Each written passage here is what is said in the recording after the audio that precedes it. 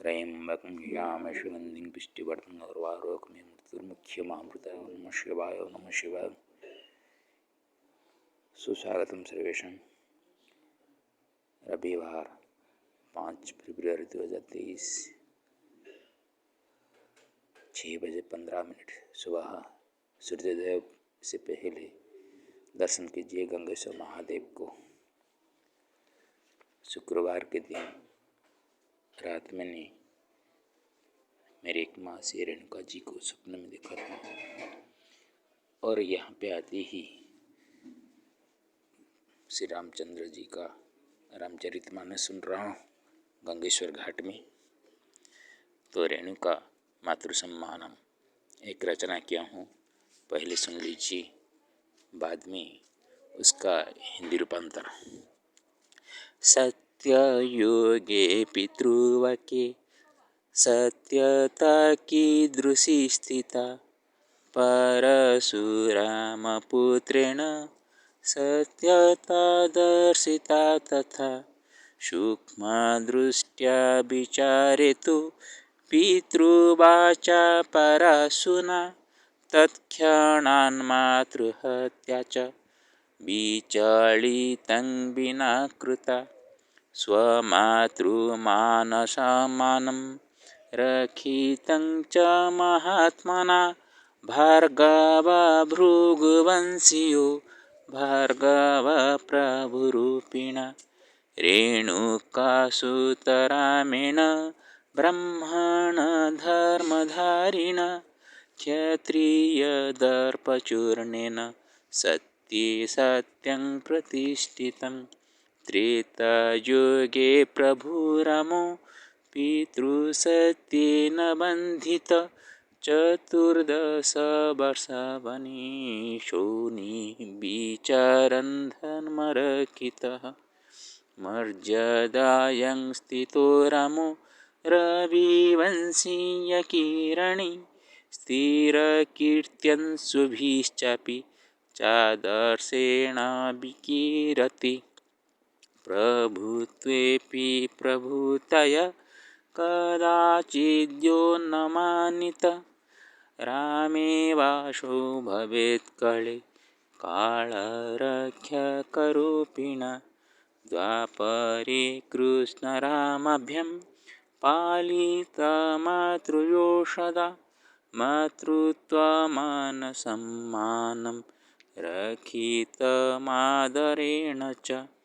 रामत्रायीशुरामश्री गङ्गया वंशतारिणा, भगीरथीकुलजन्मा गंगेश्वरस्तवाचितः।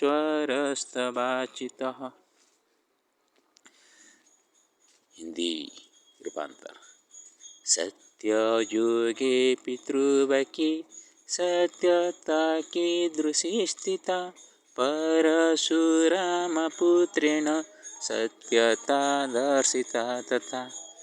सतयुग में पहले ब्राह्मण के कुल में जमदग्नि ऋषि के पुत्र के रूप में पैदा हुए थे प्रभु परशुराम। माता रेणुका जो कि जमदग्नि ऋषि की पत्नी नदी में पानी लाने के लिए गई थी, आने से विलंब हो गई तो शंका करने लगे जमदग्नि और 4 पुत्रों में से कौन सा पुत्र मेरी ऋषि धर्म को रक्षा करने वाला है, परीक्षा करने वाले थे। तो गुस्से में तत्क्षणात बोले परशुराम को माँ का सर छेदन करो। तत्क्षण सुनते ही बिना द्विधा में परशुराम ने माँ का सर छिन्न कर दिया। बाद में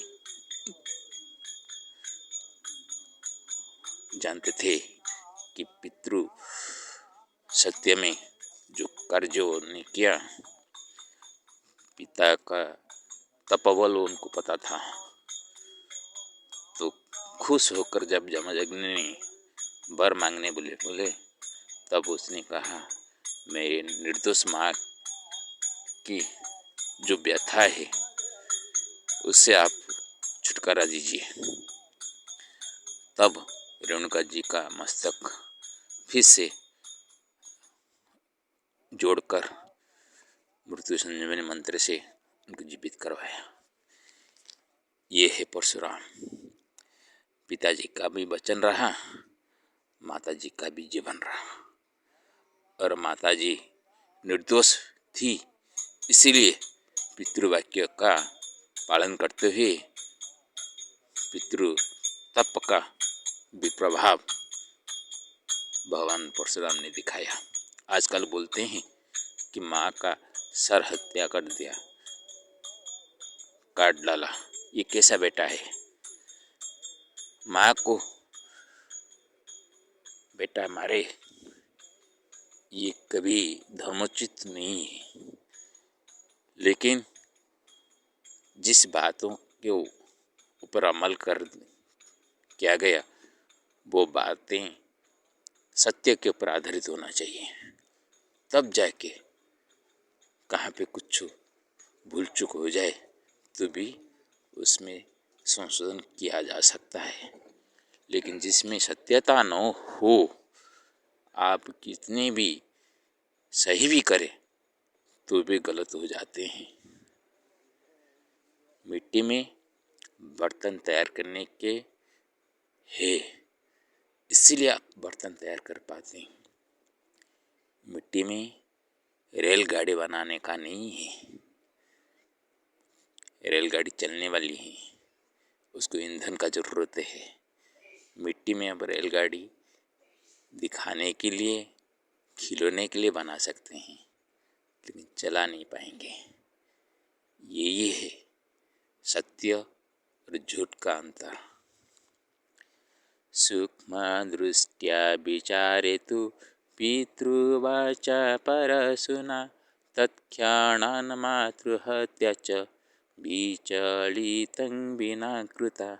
बताइए, आप थोड़ा सा सूक्ष्म दृष्टि में देखेंगे कि मातृ जो सर का धड़ से अलग कर दिया गया था, परशु अस्त्र से परशुराम ने किया था, वो सिर्फ सत्य प्रतिष्ठा करने के लिए किए थे, ना कि मातृहत्या करके पाप अपने सर में लेने के लिए किए थे।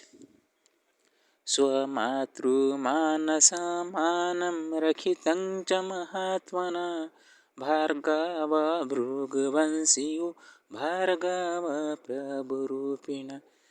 भार्गव दो शब्द हैं, एक है शुक्राचार्य को, एक है परशुराम। भृगुवंश का ही वंश में आते हैं, शुक्राचार्य भी आते हैं और परशुराम भी आते हैं। और दोनों शिव जी का भी शिष्य हैं। शुक्र जी भी है और परशुराम जी भी है। शुक्र महाग्रह का 10 अवतार में से आराध्य देव के रूप में लेंगे तो परशुराम आते हैं।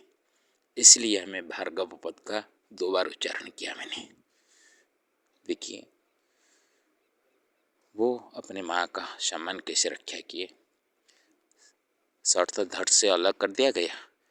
फिर से जब वर के माँ पिताजी बोले, जमदग्नि क्या वर मांगते हो, तो अपने निर्दोष माँ की रक्षा की, वर वो मांगे, मातृ का सम्मान भी रखा।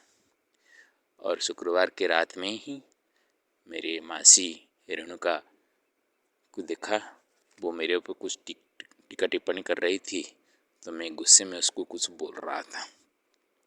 मैं तेरा मुख भी नहीं देखूंगा, दूसरे एक महिला को बोल रहा था मैंने।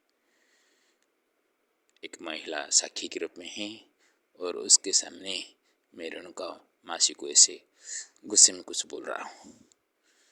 उसके बाद में आया, ये गंगेश्वर घाट में आया और यहाँ पे रामचरितमानस काल सुना। सुनते सुनते भी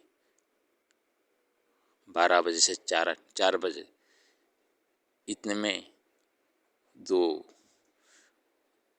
विषय भी लिखा मैंने,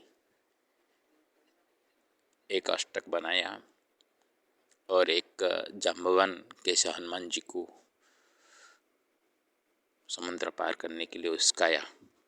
ये दो तथ्यों के ऊपर भी प्रवचन चल रहा था और मैंने उसका रचन किया हूँ। मेरे पास बैठे हुए थे राजेंद्र जी, उसके साखी भी प्रमाण भी हैं। रेणुकासुतरामिण ब्राह्मण धर्मधारिणा क्षेत्रीयदर्पचूर्णेन सत्ये सत्यं प्रतिष्ठितम्। ये रेणुकासुत परशुराम ने ब्राह्मण धर्म का धारण करते हुए क्षेत्रीय का दर्प को चूर्ण करने वाला और सत्य में सत्य प्रतिष्ठा करने के लिए ही, सतयुग में सत्य कैसे हैं प्रतिष्ठा करने के लिए ही वो पैदा हुए थे। त्रेता युगे प्रभुरामो पितृसत्येन बन्धितः 14 वर्ष वने असुविचरन् धर्मरक्षितः। 14 वर्ष वने सौ विचरन् धर्मरक्षितः। त्रेता युग में प्रभु रामचंद्र अपने पितृ सत्य पालन करने के लिए, माता कैकेयी की वचन को रक्षा करने के लिए भी वो 14 साल वन में विचरण करके धर्म रक्षा किए थे। देखिए माँ की सम्मान कैसे भगवान करके रखते हैं।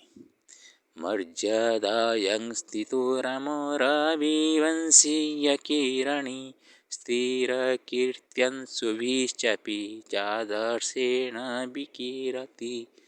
भगवान रामचंद्र कैसे अपने स्थिर कीर्ति रूपक जो किरण को कैसे विकरण करते हैं, जो कि मर्यादा या में ही रुककर रविवंशीय किरण ही, रविवंश का जो किरण था, अज, भगीरथ, रघु जिसे बड़े बड़े महान प्रतापी राजाओं का जो कीर्ति मालाओं से ये एक कीर्ति जो कि कभी नहीं टूटने वाले हे भगवान रामचंद्र जी का मर्यादात्मक जो कीर्ति, वो अंशु उसका जो कीर्ति रूपक जो किरण वो आज तक अमिट रूप में वो विकरण करते रहते हैं।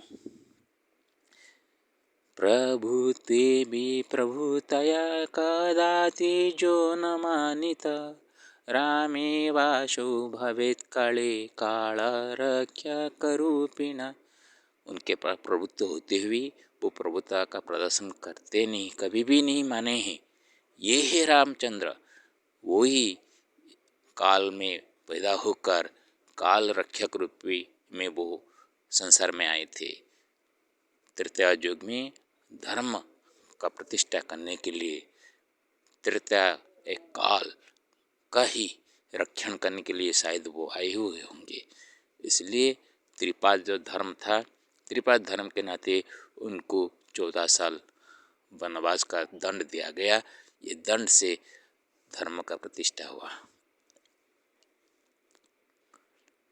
और सत्ययुग में जो कि पूरे धर्म ही धर्म था, इसीलिए उनको नल राजा जैसे सत्यसंध राजा को भी वन में भटकने लगा, हरिश्चंद्र जी को भी दंड मिला। ये से भी सत्य का प्रतिष्ठा करने के लिए उनको दंड दिया गया था। द्वापरे कृष्ण रामाभ्यां पालित मातृयोषणा मातृत्वमानसमानं रक्षितमादरेण च। ये एक बलराम है जो कृष्ण के साथ आए थे। बलराम के अपने समय में वो मातृभूमि जो कि कृषक का पैदावार अभी हो रहे हैं, वो कृषि के ऊपर, कृषि बल के ऊपर ज़्यादा अपना प्रदर्शन किए थे। माता जननी और जन्मभूमि, ये दोनों को कैसे सम्मान दिया जा सके, वो तीनों रामों ने दिखाया। फिर भी यहाँ पे तीन माताएं आती हैं, देवकी, जसोदा, रोहिणी। देवकी सुत बोलने पर कृष्ण को भी कहा जाता है, बलराम जी को भी कहा जा सकता है, लेकिन रोहिणी सुत बोलने पर श्री बलराम जी को ही बताता है। जसोदा सुत बोलने पर कृष्ण को ही कहा जाता है। लेकिन यहाँ पे तीन माताओं होते हुए भी जसोदा, जो कि कृष्ण को वात्सल्य में मातृवात्सल्य ममता से परिपूर्ण कराकर वो प्रवास यज्ञ में छोटे बच्चे आकर अपने स्तन पान किए थे, जसोदा माँ की मातृत्व सम्मान रखने के लिए। तो ये तीन राम हम आज रविवार के सूर्योदय से पहले मैं आपके सामने प्रस्तुत किया हूँ। रामत्रयीश राम श्री गंगाया वंशतारिणा भागीरथी कुल जन्म गंगेश्वरस्तवाचितः। प्रवाचितः प्रवचक ने जिस तरह रामचरितमानस भी प्रवचन में दे रहे हैं, किसका? श्री रामचंद्र जी का। जो श्री रामचंद्र ये गंगा से अपने वंश को धारण करने के लिए, उद्धारण करने के लिए जो भगीरथी लाए थे, वो भगीरथी वंश के जन्म हुआ श्री राम जी ने अपना जो कीर्ति गाथा अभी प्रवचकों के माध्यम से कलियुग में प्रवाहमान कर रहे हैं। इसीलिए आज रविवार है, रविवंशीय श्री रामचंद्र जी को प्रणाम करते हुए आपके सामने ये वीडियो मैंने प्रस्तुत किया। आशा आप लोगों को अच्छा लगा होगा। भगवान करे हम कभी भी कोई भी भगवान के बारे में कटुक्ति करना अच्छा नहीं है, उनमें द्वेष ढूंढना नहीं चाहिए। कुछ दोष हमको दिखाई दे, हम कोशिश करें वो दोष नहीं करें, लेकिन हम क्या करते हैं, भगवान तो कहते हैं, हम करने से क्या होगा? भगवान के पास सब कुछ है, वो एक को मार भी सकते हैं, उसको तार भी सकते हैं, उसको बचा भी सकते हैं। ना हमारा पास किसी को बचाने की शक्ति है, ना उनको उद्धार करने की शक्ति है। इसलिए जो भी कार्य करने से पहले सोच समझ के करना चाहिए। कभी किसी के ऊपर ऐसे बातों की जो कड़वाहट है, वो सबसे बड़ा अस्त्र होते हैं। वो अस्त्र से कभी किसी को चोट लग जाए तो मरते दम तक वो चोट मिटता नहीं है। इसलिए वाक्य के ऊपर, वचन के ऊपर थोड़ा सा अपने आप को संयम रखना चाहिए। ओम नमो नारायणाय। श्री राम राम रामेति रमे रामे मनोरमे सहस्रनाम तत्तुल्यं राम नाम वर्णन्य। ओम रंग रामाय नमो नमः।